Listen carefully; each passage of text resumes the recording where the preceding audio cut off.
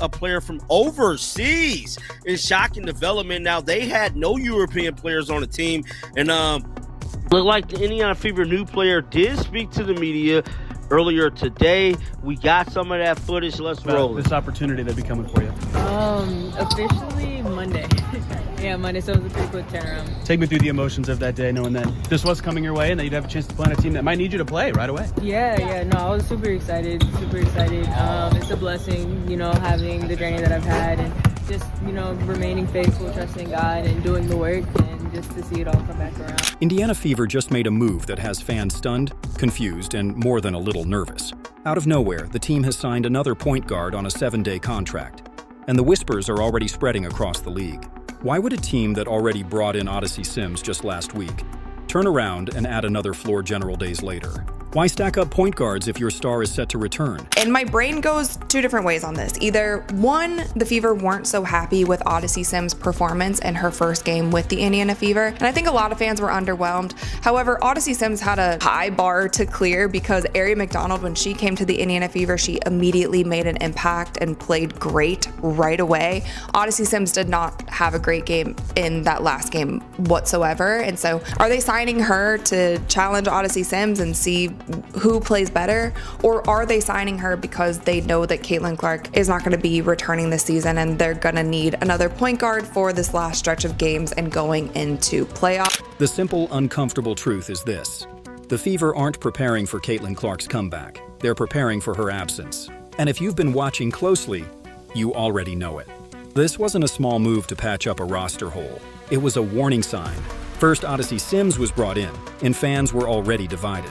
Some believed she was signed to challenge for minutes, to see if she could bring energy that Aria McDonald once had before her injury.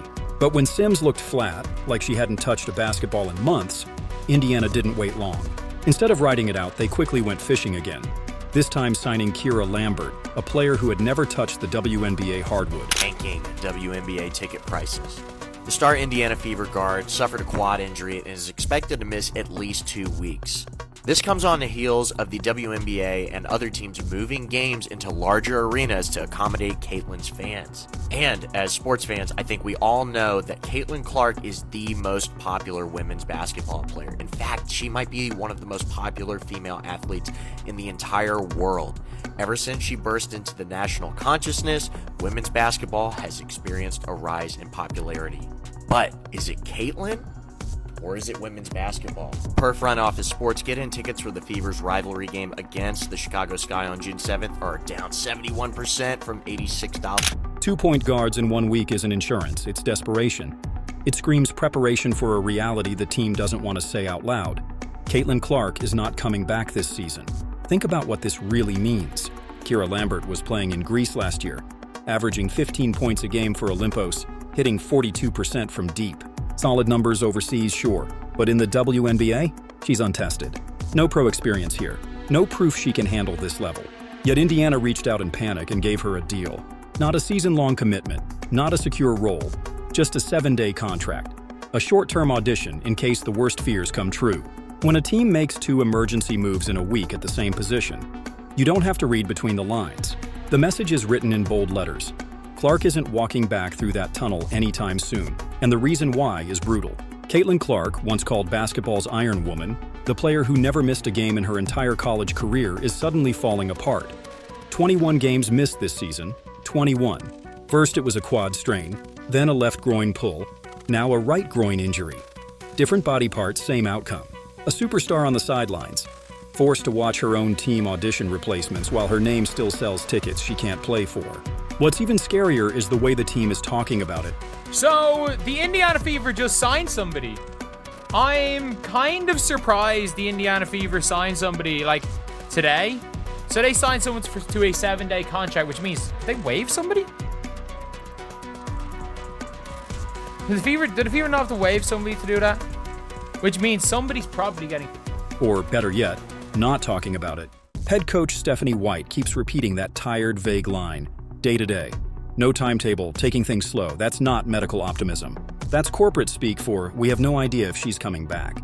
Meanwhile, the numbers off the court are speaking louder than anything the Fever's press releases will admit. WNBA viewership has collapsed since Clark's injury, down 55%. The Fever's own national TV ratings cut in half, down 53%. Games that once pulled nearly 2 million viewers are struggling to break 800,000 now. Ticket prices for road games are tanking. Chicago Sky versus Fever tickets went from $86 to $25 practically overnight. That's a 71% collapse in demand, the kind of free-fall leagues fear more than anything. Never played in the WNBA before, yet the Fever did have room to add another player on a hardship deal. So Lambert, it was announced by the team, has been brought in. This is what the press release itself says, so I'll let them set the context for you. The Indiana Fever have signed guard Kyra Lambert to a 7-day contract, the team announced today. The Fever qualified for the roster spot due to the injuries to Sydney Colson and Ari McDonald. Lambert has spent the entirety of her professional career playing in Europe, most recently with Olympiacos, where she won the Greek A1 League. During that season, Lambert averaged 15.4 points per game while shooting 42.1% from beyond the arc. Even the All Star Game couldn't escape it. Without Clark, ratings dropped 35% compared to the year before, and yet the league tried to spin it as the second most watched ever. Nobody's fooled. Everyone knows the WNBA has been riding Clark's wave, and now that wave is crashing. But here's the real controversy. Clark's absence isn't just bad luck.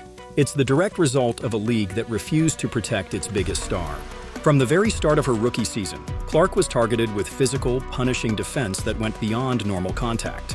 She's been fouled 46 times this season, ranking 3rd in the entire league. But look deeper and the picture gets uglier. Out of 30 flagrant fouls called league-wide, 5 were against her. That's 17% of all flagrant calls aimed at one player in a league of 144. And the Chicago Sky? They alone are responsible for 4 of those 5. 80%. One team, one agenda. Rough up Clark until she breaks. Being a little physical with Caitlin as that looking over last game. Do you feel like she's being treated like unfairly, like in her games and stuff like that? I think it's definitely like star players aren't ever treated fairly.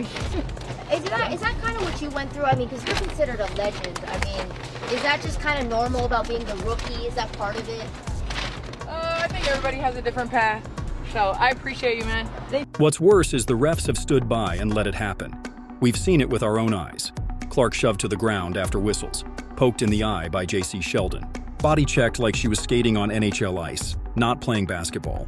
Marina Mabre literally shoved her after a dead ball, and all she got was a technical. No suspensions, no real consequences. And finally, Clark herself reached a breaking point. She was caught on camera threatening to call the league office about referee Michael Price because she knew what every fan could see. The officials weren't protecting her. Fostered a hostile workplace for Caitlin Clark through excessive fouling, targeting, and hostile comments from other players and owners. These aren't isolated, they're documented, continuing, and ignored by officials. The disparity in treatment invites real scrutiny. Not a single player has been suspended for flagrantly fouling Ms. Clark. Here's where he said a federal investigation should take place. Congress and the admin should demand answers from the W, its leaders, investigate officiating, and they were letting the targeting slide. And that's where the conspiracy whispers begin. Was this negligence or something worse? Some fans believe the league turned a blind eye intentionally, that they wanted Clark toughened up, that letting her get knocked around was part of the initiation. If that's true, it's one of the worst miscalculations in sports history. Because what the WNBA got wasn't a tougher Clark, it got a broken one. The rookie who could have carried the league into its billion-dollar future is now hobbling through rehab, while replacement guards wear Fever jerseys for a week at a time. Calls for investigations are getting louder. Analysts, journalists, even politicians are pointing at the WNBA and saying, this isn't just physical defense, it's workplace safety violations. When the most valuable player in your league is targeted over and over and you look the other way, you're not just risking games, you're risking the credibility of your entire business. Meanwhile, Indiana keeps pretending everything is fine. They say Clark is progressing, doing full court running, working her way back. Caitlin Clark's healing can't come soon enough, and looking at the bright side of things, there is still a month left of the season, and I do think that the Indiana Fever are still in a good position, and they can take this, and they can turn things around. I think that what Stephanie White has done with the team, given all of the adversity that has happened, is pretty incredible, but I don't want to mince words because I don't necessarily see Kyra Lambert as coming in and saving the day for the Indiana Fever. Now, Lambert did win the Greek League Championship and was the Euro Cup Guard of the Year. So there's... But anyone watching her body language can tell you the truth. She doesn't look like someone eager to return. She looks like someone weighed down by the reality that her body might not hold up. She looks like someone realizing that the very league she revived is the same league that allowed her to be worn down in record time. And in the meantime, the Fever's front office is busy spinning the story. Stephanie White says it's about long-term health. But you don't talk about long-term health for a player who's about to be back next week. You say that when you're quietly bracing for a season-ending injury. And while Clark has been sitting out, the cracks in her game were already showing. Even before the latest groin issues, her numbers were alarming. 36% from the field, 27% from deep. On the road, 2 for 35 from three-point range. Those aren't slump numbers. Those are warning signs. She was laboring, clearly fatigued, clearly playing through pain. The league's brightest star, the player who redefined shooting range in college, suddenly couldn't buy a bucket. And instead of easing her load, instead of dialing back the constant punishment, the WNBA let it pile up until her body finally gave out. Now the Fever are left scrambling. Odyssey Sims, a 33-year-old journeyman bouncing around the league, brought in on a hardship contract. Kyra Lambert, unknown to most American fans, plucked from overseas and handed a 7-day tryout. These aren't moves you make if your franchise cornerstone is weeks away from a return. These are emergency stopgaps. Desperation plays made by a team that already knows the truth but refuses to say it publicly. Clark's season isn't just in jeopardy, it's already gone. And deep down, everyone in the Fever organization knows it.